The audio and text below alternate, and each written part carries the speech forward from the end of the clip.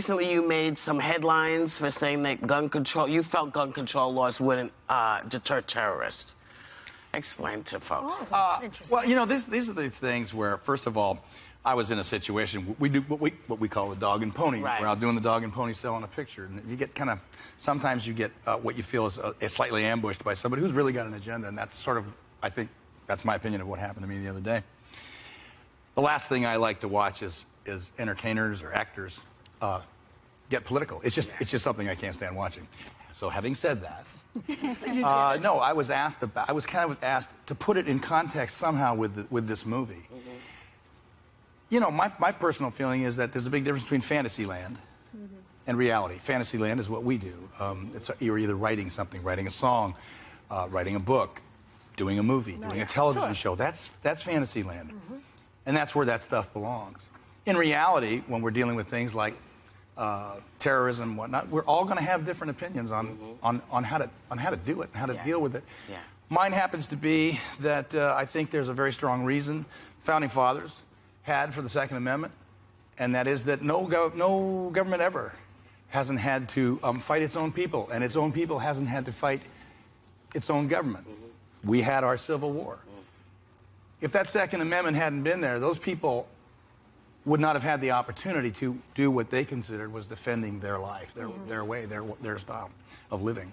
So I agree with that. I think that's an important part of our existence, and it's basically that simple. I think that people more object to the excesses of the Second Amendment, not the Second Amendment. It's these guns.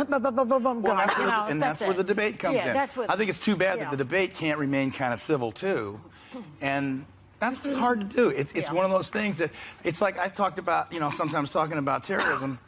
Whatever we do, and we all have our opinion on that too. Whatever we do, we're a little late for the people who've died. Mm-hmm.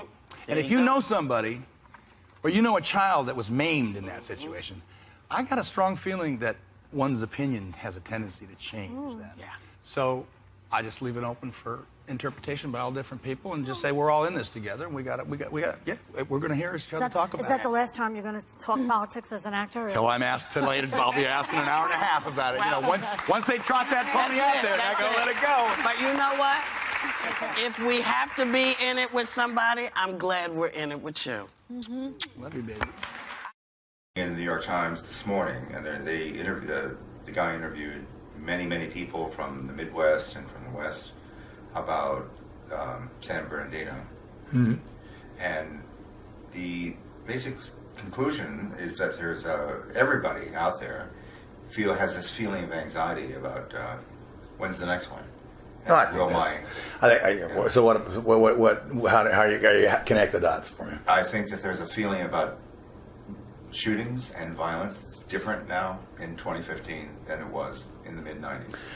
Oh, sure. It's not the 90s, and we're in 2015. But Quentin's doing the same game, more or less. Quentin does what he does, yeah. Quentin's, he's like painting a picture, he's like writing a story, or he's like a filmmaker. Right. No, I think that to mix and match reality with fantasy is something I don't understand, but that's just me. Yeah. I think that we should understand the difference.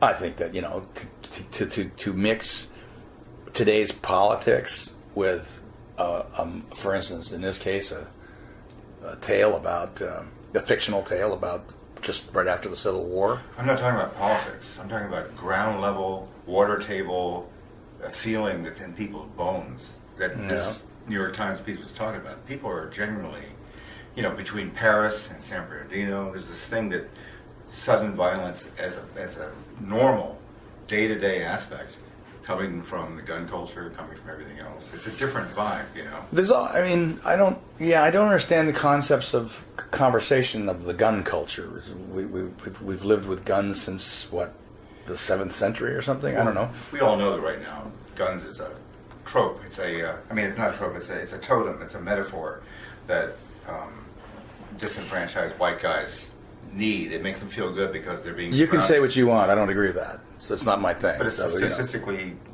you can look.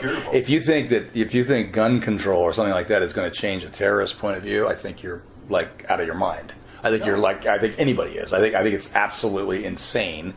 The problem we're having right now is that we don't have the concepts of how to turn it around and say, you know, you may think you've got me worried about what you're going to do. Dude, you're about to find out what I'm going to do. And that's going to worry you a lot more. And that's what we need. That will change the concept of gun culture, as you call it, to something of reality, which is if I'm a hockey team and I got a guy bearing down on me as a goaltender, I'm not concerned about what he's going to do. I'm going to make him concerned about what I'm going to do. I guess Obama's point was that the guys who are on the no-fly list because of terrorist connections, can get a gun pretty easily. They can also make a bomb pretty easily. Yeah. So what? They can also get knives and stab you. What are you going to do about that? They can get cars and run you over with them. What are you going to do about that? What are you going to do about that? They didn't kill the people in San Bernardino. But they've killed others that way. Haven't they? Yeah. Yes. Yeah. So what are you going to do? Outlaw everything? That isn't the answer. Just put some controls. Put some controls. What? So the people who want to defend themselves can't? No, not so you can't. Just so the idiots can't get a hold of them. That's Do you really believe they're not going to? Are you serious about that? Are you seriously? What good will that? Oh my God! You and I just disagree. Okay. You and I just disagree. I understand that you think that you can control the behavior of people that are dead set on taking your way of life away from you. I think you can control that. No. And there's only one thing you can do with that, and that's say, no, dude, that's not going to happen. That's just not going to happen. Speak with you, man. Good talking with you. Good luck with you. All right. Good. Second Amendment, gun control. You've been on the NRA's board since '95, and this is a subject that you maybe feel more strongly about than any other. I believe that make your case. I believe that a person's moral compass can be determined by how he references free men the right to defend themselves.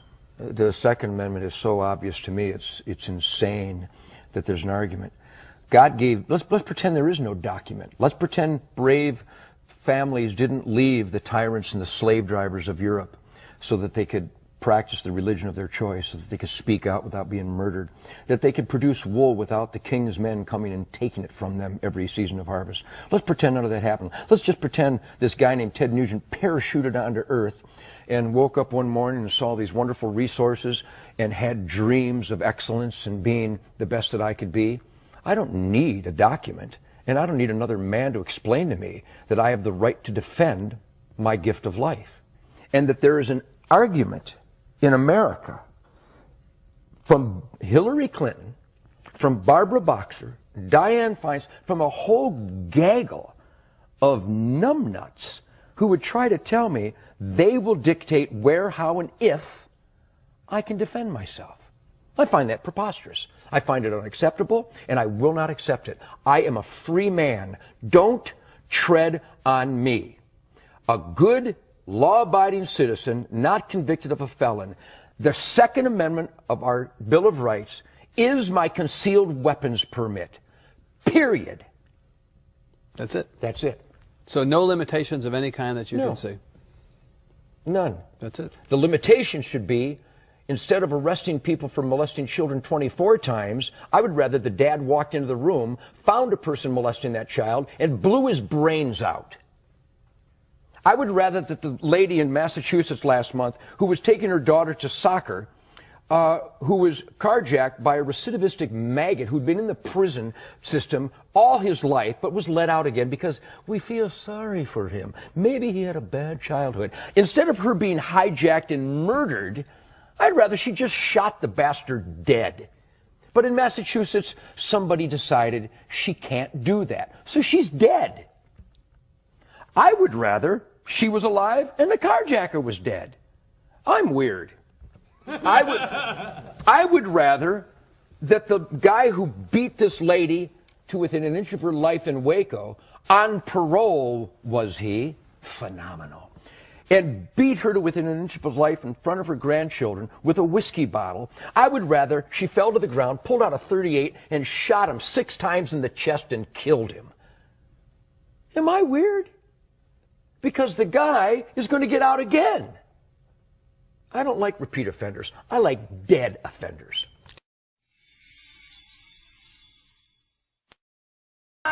Sorry about that. At least yours doesn't play Call Me Maybe. Yeah, like exactly. Sorry about that. He had an Illinois firearm ID card and a concealed carry license in that state. And in Virginia, the gun laws are very, very lax. They're very, very loose. You know, but law enforcement officers will tell you when there's more than one person that has a gun, it makes the situation more dangerous for them because they don't know who the bad guys are. But you So know what? more guns is not the Because I answer. live in New York State, I just want to say this one thing because it's personal, really. Yeah. Because I live in New York State and there are tight gun laws here. I take the subway, I take the bus, I walk around freely. If I was living in one of these states, open carry or whatever they are, I would never do public transportation. I'd be afraid that some guy on the subway would have a fit, just go mad, upset about somebody took his seat or somebody's mansplaining or what have you, and shoot somebody else. Well, Because it's easy to do.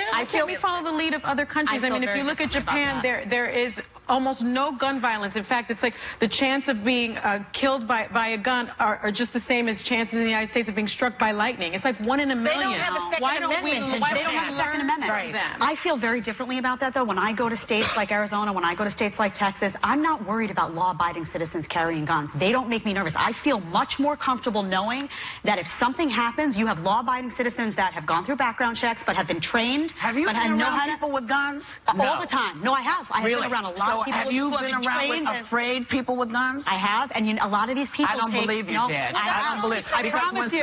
when somebody I'm a shoots a gun, conservative. They're very pro-guns, listen, pro-Second I'm Amendment also group. listen. No, I have no a problem. lot of I'm not a gun girl, but I have a lot of I am saying to you that when people start shooting, people tend to run. If other people have guns, it makes it very hard for the police to know but who to and shoot. they're more likely to hurt themselves. Who to shoot because every civilian's got a gun at. But the problem is, if the Capitol Police weren't there, and the Capitol Police were only there because Scalise is there and he's the House Majority Whip, if they had not shown up, there would have been a massacre there. But that's their job. That's their training. But if you live in a society where only the police have guns, that's called a police state. That is not the United States of America. Not called the police. That is not the United States. I don't know. That is not. Listen, the Second Amendment. Let's talk about the Second Amendment then. Please. Okay, because the Second Amendment is about a militia. That's what it says. But that was at the time that it was written. That's right. It's the right to bear arms, yes. to protect yourself and your family. Not to protect yourself and your family. That's not if you could put up the militia, the Second Amendment while we're talking about other stuff. We'll be right back.